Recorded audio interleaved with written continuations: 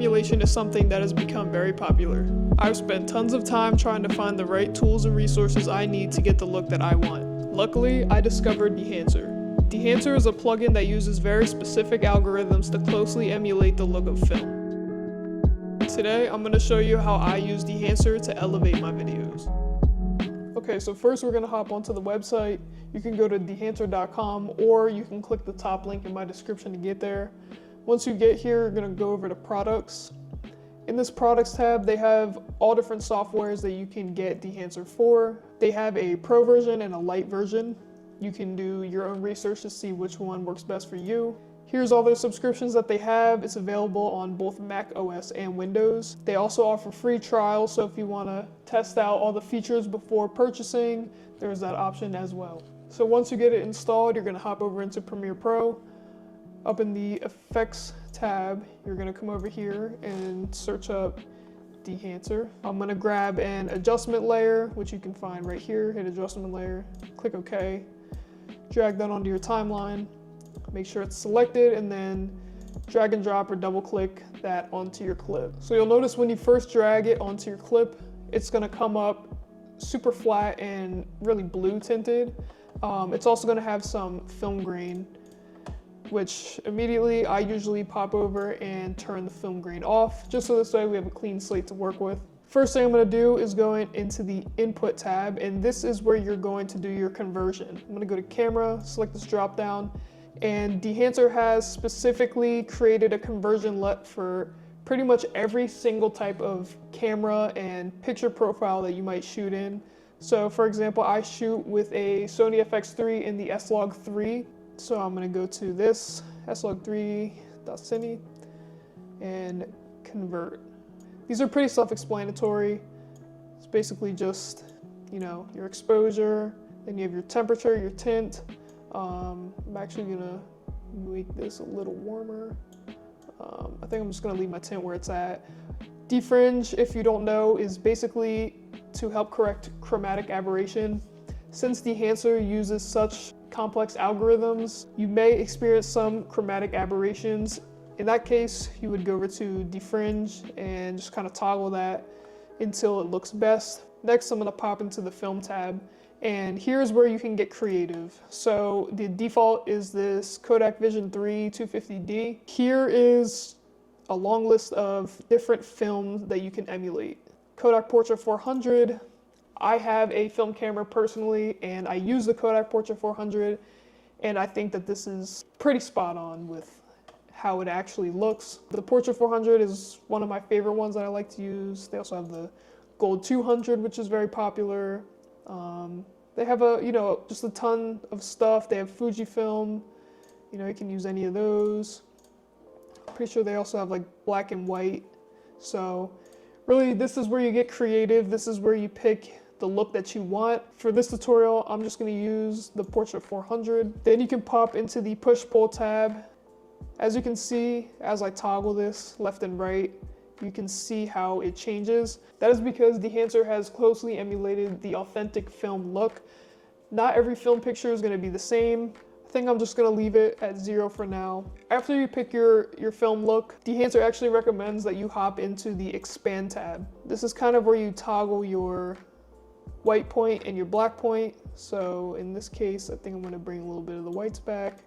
I might just leave the blacks how they are. So now I'm going to come back to the film developer. I'm going to toggle that on, and basically when I move these sliders, as you can see, it just messes with the contrast. So I think I'm just going to put that up just a little bit. And then the only one that I really mess with is the color boost. So I'm actually going to turn that up quite a bit.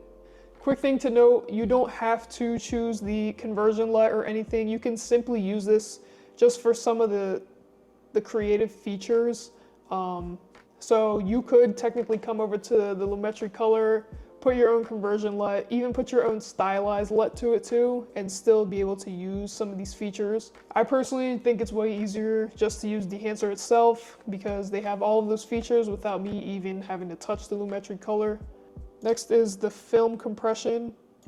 Now you see when I enable it, it kind of brought down those highlights a little bit. Here's before, This is after. So this pretty much emulates that highlight clipping that you get from real motion picture film.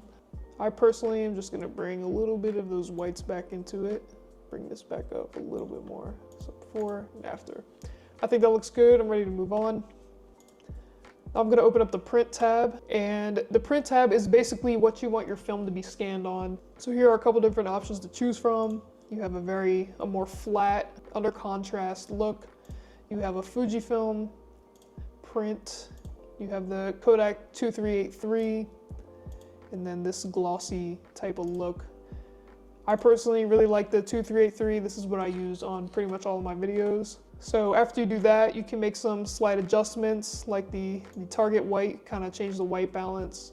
I think I like kind of the warmer tones going on, so I think I'm gonna slide that to the left a little bit, maybe somewhere around like 1. I think that looks good. I'm not gonna mess with the exposure or the contrast. I think it looks pretty good how it is. Next is gonna be the color head. The color head acts very similarly to the color wheels that's in Lumetric Color. So that messes with your shadows, midtones, and highlights, and the tints for each one. And then I can move this slider either yellow or blue. I think I'm gonna make it a little more yellow. Then you have your magentas and greens.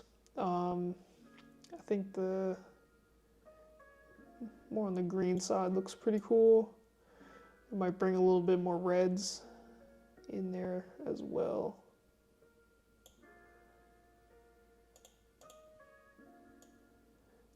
So this is usually where I get pretty precise. Once I start toggling them on and off, I notice like a difference, and then I try to make minor adjustments to it. It's all personal preference, but I think this looks good like this. I do want to point out this gang selection.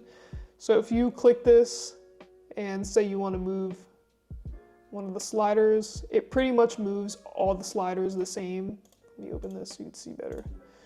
So when I turn on gang and I move this one slider, it moves all of them. I'm just gonna leave it off. Next is your shadows, midtones, and highlights. I can kind of choose if I want it to be more cold, warm.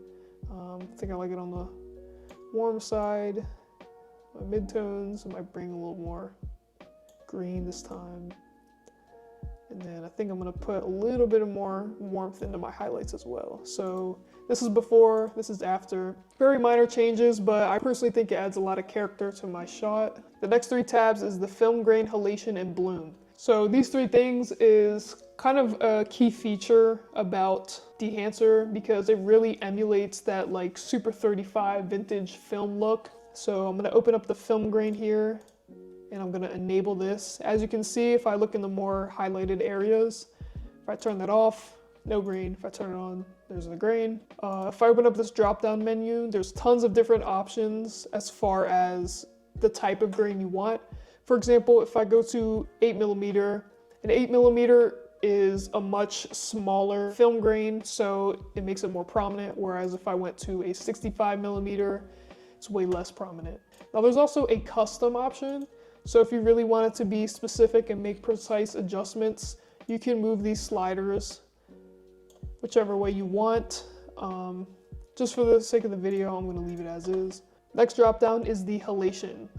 So if I enable the halation, you can see it doesn't make too big of a difference yet. However, if I were to go to the 8mm, that's kind of where that glow, that like red or orange halo comes in. Halation essentially is just a film emulsion effect. It really only affects the more highlighted, saturated areas. For example, where this light is way more, it's got that halo around it, whereas if I move to the crowd, not so much, since it's more darker, not so saturated. I personally like how this 8mm halation looks. It's very subtle, it's not too much, but it gives a nice little glow around it. Once again, you can come in here and customize, you can like amplify it. You could also change the hue. So if I zoom in, you can see I can make it more orange or more red. I'm just gonna leave it. So this is before and this is after. Next is the bloom. So now as you can see when I enable it, it kind of makes it a little bit brighter. The reason this happens is because in film, bloom essentially is just light dispersion from the brighter areas of your image. It's very similar to using like a pro mist filter, which actually in this video I did use a pro mist filter, so I'm gonna keep it turned off. But if you just want to take a look at all the different features, here's the 35 mil, here's an 8 mil, 16, 65. Once again, you can customize it any which way. So the next three drop downs are film damaged, film breath, and gate weave. If I toggle on film damage, it doesn't look like it does anything right now, but say I drop down to 8mm, you can kind of see, especially when I move the playhead around, there's kind of like that dust, scratchy look. More gives it that like vintage feel, like a vintage motion picture camera. So when I play the video back, you can see those scratches and marks in the video. You can also customize this to, if you want to be really precise, you can increase the amount. So if I play it back, there's a lot of dust. Personally, I'm just going to keep this turned off right now. Next is film breath. So when I enable film breath, if I turn this to 8mm and I play this back, pay attention to the shadows. You can see how they kind of flicker from a green and magenta tint. That is because when you're shooting film, this is like an uneven development. Not all film is going to be the same.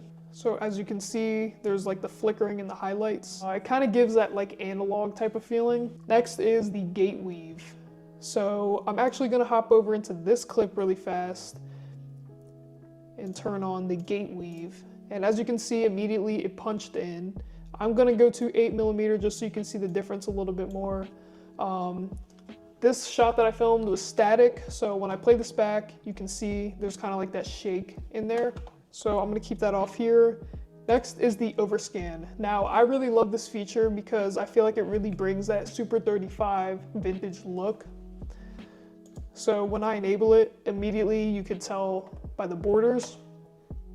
I'm just going to go through all the options real quick. You have Super 8, Standard 16, Super 16, Ultra 16, Super 35, Widescreen 35, and Ultra Panavision 35. So tons of different options to choose from. My personal favorite is the Super 35. Pay attention to the corners here as I change them. You can make them sharp, rounded, or you can just turn it off completely.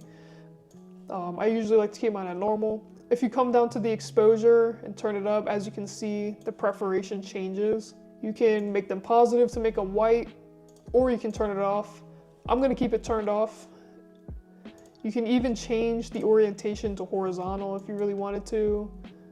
Another cool feature is this static gate mode. If I actually turn this off as I play the video back, notice how the edges are moving, so it's not so static. I'm gonna keep it off for now, but again, that option is there if you want it. Next is the vignette. If you enable it, pretty self-explanatory. It's just gonna add some vignette. Of course, you can change how you want it to look and everything. And lastly, you can select your false color. If you're not too sure what this is, basically it just helps you when color grading. You can tell by like the different zones and things like that. At least I think, don't quote me on that. And then finally is the output. So basically this is what we started at, and then this is the look that we have now. I'm personally really happy with it. I think that it turned out really nice. It definitely gives it that film look, especially with the halation and the grain going on. So yeah, that is how I use the Dehancer plugin on my footage. I'm gonna go ahead and play the clip back.